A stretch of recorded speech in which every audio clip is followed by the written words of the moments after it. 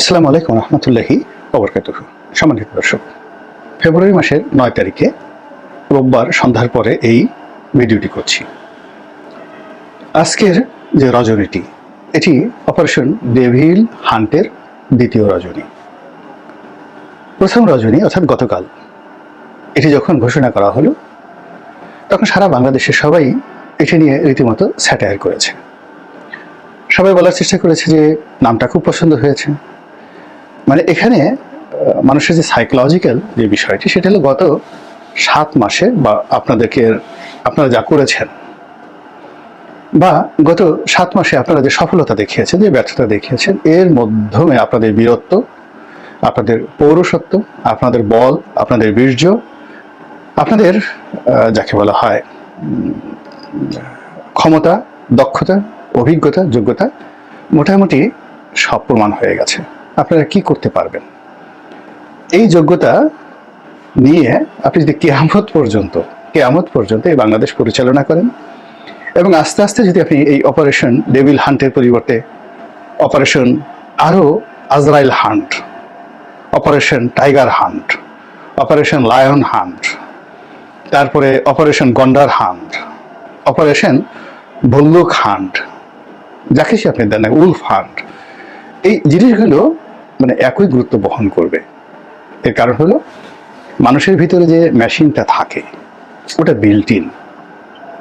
জন্মের সাথে সাথেই আল্লাহ রাব্বুল আলামিন মানুষকে বিশেষ কিছু যোগ্যতা দিয়ে তৈরি করে।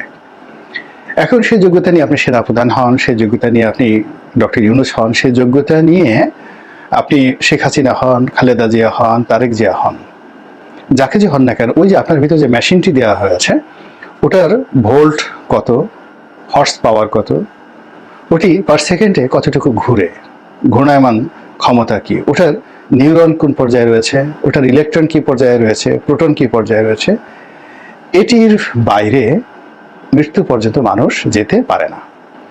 ফলে প্রাচীন ভারতে, হাজার বছরের ভারতের ইতিহাসে শিশু জন্মগ্রহণ করার সঙ্গে সঙ্গেই যারা গণক ছিলেন, জ্যোতির্বিজ্ঞানে যারা পারদর্শী ছিলেন, তারা ওই শিশুর সারা জীবনে কি কি ঘটতে পারে সেটি নিয়ে তারা একটি কোষ্ঠী রচনা করতেন, ইতিহাস রচনা করতেন, এবং এটি অভিজাত পরিবারে, বিশেষ করে রাজবংশে এটি সংরক্ষিত হতো।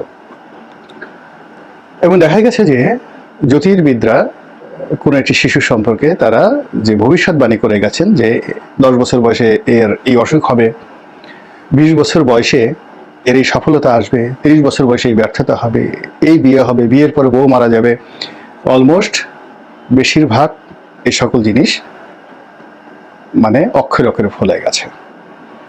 তো এই যে আমরা তোমার বুদ্ধিবে যে গোকুলে বাড়ি এসছে সে, কিংবা আমরা এই যে দেখুন এখন প্রচার করছি ইমাম মাহাদি আসবে, আমরা প্রচার করছি যে হযরত ঈসা আলাইহিস সালাম আসবে।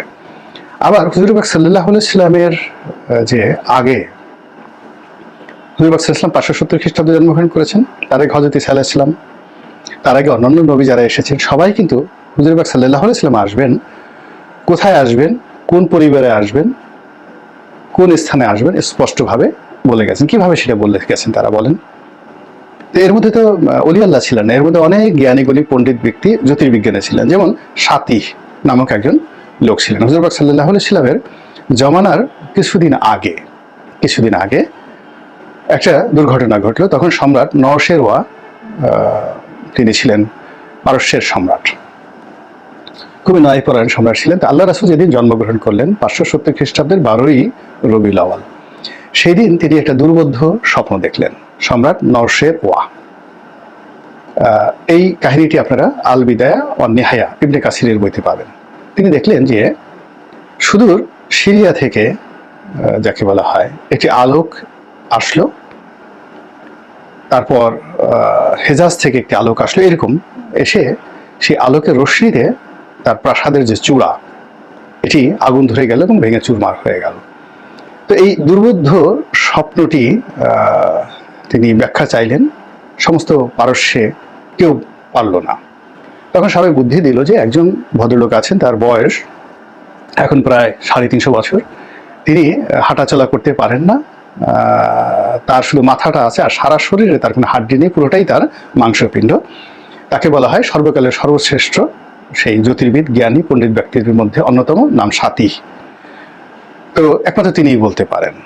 তো তার কাছে পাঠানো হলো, সম্রাটের দূত গেল এবং তিনি একেবারে হুবহু বলে দিলেন যে আজকের যেই দিন স্বপ্ন দেখেছেন সেই দিন এরকম একজন শিশু জন্ম নিয়েছে অমুক অমুক জায়গাতে, যার নাম হবে এই, পরিবার এই, এবং সে আগামীতে রাষ্ট্রনায়ক হবে এবং নবী হবে। এই কথাগুলো বলে দেওয়া হতো এবং সেগুলো দেখেন ঘটে গেছে। তো তদ্রূপ যে কথা বলছিলাম যে এখন আপনার ভিতরে আমার ভিতরে যে মেশিনগুলো জন্মগতভাবে দেয়া হয়েছে, এই মেশিনের বলে আমরা কেউ চোর হই, কেউ লিয়াল্লাহ হই, কেউ গাউস কুতুব হই, কেউ রাষ্ট্রনায়ক হই, কেউ সুদখোর হই, কেউ ঘুষখোর হই, জুলুমবাজ হই। এটা হলো আমাদের নেচার। আর বিভিন্ন সময় অবস্থার প্রেক্ষিতে আমরা কখনো ভণ্ড, আমার যে মেশিনটা এটা হলো ভণ্ডামি করার, কিন্তু আলটিমেটলি আমি এমন একটা পরিবেশে পড়ে গেছি, এখানে আমাকে অলি আল্লাহ হতে হবে, তখন আমাকে স্যুট কোট পরিয়ে মাথায় পাগড়ি ঠাগড়ি বেঁধে ওখানে বসিয়ে দেওয়া হলে কিন্তু সুযোগ পেলে ঠিকই আমি এমন একটা ভণ্ডামি করে বসবো যে ভণ্ডামিটা কেউ কল্পনাও করতে পারে না। অথবা দেখো আপনাকে একটা পবিত্র সিংহাসনে বসানো হলো রাষ্ট্রনায়ক হিসেবে, কিন্তু আপনার অভ্যাস হলো চুরি করা, এবারে থিপ, আপনার অভ্যাস হলো ঘুষ খাওয়া, দুর্নীতি করা। তো আপনি ওখানে বসে সেই কাজগুলো করবেন। তো কাজে এই যে মানুষের ভিতরে যে বিল্ট ইন মেশিনগুলো থাকে, এই বিল্ট ইন মেশিনের বাইরে কোনো মানুষ যেতে পারে না। তো এই মুহূর্তে সরকার যে কাজকর্মগুলো করছে বা সরকার যারা পরিচালনা করছেন গত 7 মাসে, তাদের ভিতরে যে মেশিনটা সেট আপ করা আছে, এই মেশিনের আউটপুট কি হতে পারে, এটা কতটা দ্রুত গতিতে চলাফেরা করতে পারে, এটা আমরা মোটামুটি বুঝে গিয়েছি।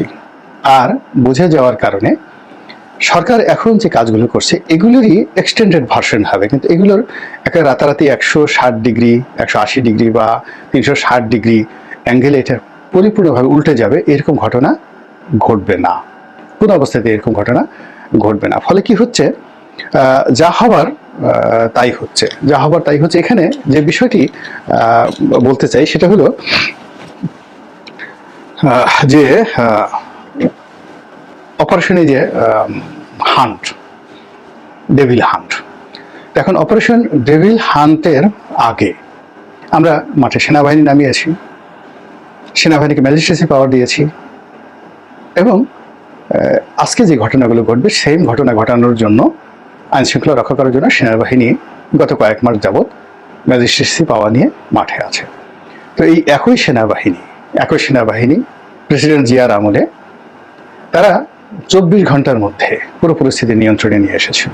এই একই সেনাবাহিনী আমাদের বড় বড় বন্যা, তারপরে ঘূর্ণিঝড়, জলোচ্ছ্বাস থেকে শুরু করে রাজনৈতিক দাঙ্গা হাঙ্গামা 24 ঘন্টার মধ্যে তারা নিয়ন্ত্রণে নিয়ে এসেছে। এই সেনাবাহিনী অতীতে বহুবার কারফিউ জারি করেছে, এই সেনাবাহিনী অতীতে বহুবার এই বাংলাদেশ শাসন করেছে। তো সেই ক্ষেত্রে তাদের যে ফলাফল, সফলতা, এটি বুঝতে দেখতে আমাদের 24 ঘন্টার বেশি অপেক্ষা করতে হয়নি। তো এই কাজটি কারা করেছে, তখন ওই মুহূর্তে যারা রাজনৈতিক নেতৃত্ব ছিল তারা, অথবা সেনাবাহিনীর নেতৃত্বে যারা ছিলেন তারা, তাদের কারণেই ভালো হোক মন্দ হোক আমরা এই 24 ঘন্টার মধ্যে এই জিনিসগুলো বুঝতে পেরেছি। তো এখনো এই একই অবস্থা। বর্তমানে যারা নেতৃত্বে রয়েছেন তারা, রাজনৈতিক বা সেনা নেতৃত্বে, তারা এই গত 7 মাসে যা কিছু করেছেন তাই করবেন, এর বাইরে যাওয়া যাবে না। সে আপনি যে নামই দেন না কেন, এর কারণ হলো মেশিনটা তো ওইরকমই মেশিন রয়ে গেছে, ভোল্টেজ সেম, আউটপুট সেম। এখন আপনি এটাকে অপারেশন ডেভিল হান্ট দেন বা অন্য যে কিছু দেন, কিন্তু পরিস্থিতির যাকে বলা হয় খুব রাতারাতি কিছু একটা হবে এটা মনে হচ্ছে না। মানে কি, এটা হওয়ার কোনো রকম ম্যাথমেটিক্যাল যুক্তি এটা বলে না, এটা হবে না। তাহলে কি হবে? অতীতে যে হবার তাই হয়েছে। এই সরকার ক্ষমতা গ্রহণ করার পরপরই সবাই আশা করেছিল যে রাষ্ট্রিক কিছু হবে, অর্থাৎ ডক্টর মোহাম্মদ ইউনূসের সারা দুনিয়াতে পরিস্থিতি আছে, ফলে আমরা অর্থনৈতিক সেক্টরে বিলিয়ন ডলার বিদেশ থেকে পাবো, চীন থেকে পাবো, বিশ্বব্যাংক থেকে পাবো, IMF থেকে পাবো। তো বাস্তবে দেখা গেল এগুলো সবই গুড়ে বালি। উল্টো IMF থেকে মাত্র $1 বিলিয়ন, অর্থাৎ শেখ হাসিনার জমানাতে যে $4.6 বিলিয়ন লোন স্যাংশন করা হয়েছিল এবং যার বেশিরভাগ অংশ ওই সময়টাতেই IMF দিয়েছিল, এর বাইরে তৃতীয় আর চতুর্থ কিস্তির টাকা বোধহয় সরকার ছাড় করেছে। আর এই ছাড় করার সঙ্গে সঙ্গে আরো $1 বিলিয়ন তারা চেয়েছে ইউনূস সরকার, এবং সেটার ব্যাপারে কোনো সিদ্ধান্ত তো দূরের কথা, ইতিবাচক কোনো কথাই হয়নি। কাজেই ডক্টর মোহাম্মদ ইউনূস সম্পর্কে আমাদের যে চিন্তা চেতনা ছিল বা আশাবাদ ছিল, সেই আশাবাদটা ফাইন্যান্সিয়াল সেক্টরে এই পর্যায়ে আছে। আর আইন শৃঙ্খলা রক্ষা করার ব্যাপারে এখানে বেশ কয়েকবার, যেমন পুলিশের শৃঙ্খলা রক্ষা করার জন্য প্রথমে একজন আইজিকে নিয়োগ দেওয়া হলো, তিনি একেবারে পুরোপুরি ফ্লপ, ডাব্বা মেরেছেন। এরপরে দ্বিতীয় যাকে আনা হয়েছে মিস্টার বাহার, তো তিনি সজ্জন, চমৎকারভাবে কথা বলেন, তার অনেস্টি, পুলিশ বাহিনীতে তার সুনাম সুখ্যাতি রয়েছে। একই সঙ্গে মেট্রোপলিটন পুলিশ কমিশনার আগে যাকে ছিল তাকে বাদ দিয়ে নতুন যাকে আনা হয়েছে, তার কথাবার্তা সবকিছু খুবই আকর্ষণীয়। কিন্তু এখনো পর্যন্ত বেসিক এবং ফান্ডামেন্টাল কোনো পরিবর্তন পুলিশ বাহিনীতে আসেনি। এটা হলো বাস্তবতা। কেন আসেনি? যেহেতু এই বাহিনীটি সেন্সিটিভ, আমি এই ব্যাপারে কোনো কথা বলবো না। দ্বিতীয়ত সেনাবাহিনী, তো সেনাবাহিনী জেনারেল ওয়াকারুজ্জামানের যে এখনো পর্যন্ত তাকে নিয়ে কিন্তু একটা নিদারুণ ইতিবাচক দৃষ্টিভঙ্গি মানুষের ভিতর রয়েছে, ভীষণ রকম ইতিবাচক রয়েছে। তাকে মানুষ ভালোবাসে, তাকে বিশ্বাস করে, এবং তিনি যাকে বলা হয়, প্রথমে যেটা বলেছেন যে আমি দায়িত্ব নিলাম আইন শৃঙ্খলা থেকে শুরু করে সকল বিষয়ে। এখন তিনি সেই দায়িত্বটা পালন করতে পারেননি বা করেননি, এটা হলো বাস্তবতা।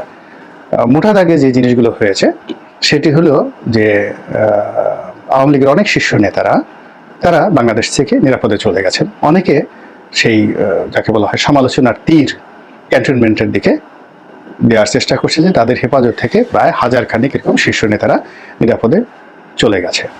এই গেল এক। 2 নম্বর হলো যে সেনাবাহিনী ম্যাজিস্ট্রেসি পাওয়ার নিয়ে মাঠে রয়েছে, কিন্তু সত্যিকার অর্থে চাঁদাবাজ দমন করা, এরপর যারা এই মুহূর্তে অনাসৃষ্টি তৈরি করছে, মব তৈরি করছে, তাদের কারো বিরুদ্ধে সেনাবাহিনী এরকম কোনো ব্যবস্থা নিয়েছে, এরকম কোনো নজির এখন পর্যন্ত আসেনি। কিন্তু অবাক করার ব্যাপার হলো যে এই সকল ঘটনার জন্য এখনো পর্যন্ত কেউ জেনারেল ওয়াকারুজ্জামানকে এককভাবে দায়ী না করে ডক্টর মোহাম্মদ ইউনূসকে দায়ী করছে। এবং ডক্টর মোহাম্মদ ইউনূসের দুর্ভাগ্য যে তিনি কোনো কিছু কমান্ড না করে, কোনো কিছু পরিচালনা না করে কেবলমাত্র ওখানে বসে আছেন, কিন্তু সমস্ত দায়ভার তাকে নিতে হচ্ছে। গালি খাচ্ছেন রেজওয়ানা, গালি খাচ্ছেন আসিফ নজরুল, এবং গালি খেতে খেতে খেতে খেতে তাদের চেহারা সুর সব কিছু নষ্ট হয়ে গেছে। আর অন্যদিকে এখনো পর্যন্ত মানুষ মনে করছে যে জেনারেল ওয়াকারুজ্জামান বা সেনাবাহিনী ক্ষমতা নিলে বা অন্য কোনো ব্যাপক পরিবর্তন আসলে দেশের বিরাট পরিবর্তন হতে পারে। কিন্তু আমি এই ব্যাপারে যাকে বলা হয় দ্বিমত পোষণ করছি বিনয়ের সাথে, যে যদি অন্যায়ের বিরুদ্ধে আসলে কাজ করতে কোনো ওসিলা লাগে না, কোনো চাঁদাবাজকে ধরতে, সন্ত্রাসীদের ধরতে তালিকা করার দরকার হয় না, এবং অপারেশন যেটা ডেভিল হান্ট, শয়তান, তো এখানে তো শয়তান কেউ নেই। শয়তান যদি থাকে, শয়তান তো প্রকাশ্যে ঘুরে বেড়াচ্ছে, বস্তুগত। অদৃশ্য শয়তান যদি আপনি আওয়ামী লীগকে ধরেন যে আওয়ামী লীগের লোকজন শয়তান, তাহলে তো তারা সত্যিকার অর্থে শয়তান। তারা কেউ বাংলাদেশে নেই। এবং এখন বাংলাদেশে যারা মাঝে মধ্যে বিরোধ করার চেষ্টা করছেন, প্রতিরোধ করার চেষ্টা করছেন, স্লোগান দেওয়ার চেষ্টা করছেন, এরা অনেকে আবেগের বশবর্তী হয়ে করছেন, অনেকে সূর্যের সীমা ছেড়ে গেছে, তারপর অনেকে স্থানকাল পাত্র ভেদে তারা এই কাজগুলো করছেন। কিন্তু সংগঠিতভাবে ছাত্রলীগ, যুবলীগ, আওয়ামী লীগ বাংলাদেশের কোনো একটা ইউনিয়নে একটা ছোট ঘটনা ঘটাবে, এটা সম্ভব নয়। টুঙ্গিপাড়াতে যা কিছু ঘটছে এটা ক্ষণিক, একেবারে অল্প সময়ের মধ্যে একটা ঘটনাকে কেন্দ্র করে গত 50 বছর বা আরও, সেই 1954 থেকে এখন পর্যন্ত তারা যে বিশ্বাসটার সঙ্গে একীভূত হয়ে আছে, গ্রেটার গোপালগঞ্জে, গ্রেটার ফরিদপুরে কিংবা বরিশাল অঞ্চলে, আপনি রাতারাতি এখান থেকে কোনো অপারেশন চালিয়ে এটাকে বন্ধ করতে পারবেন না। ফলে ওখানের ঘটনাটা ব্যতিক্রম এবং বিচ্ছিন্ন ঘটনা।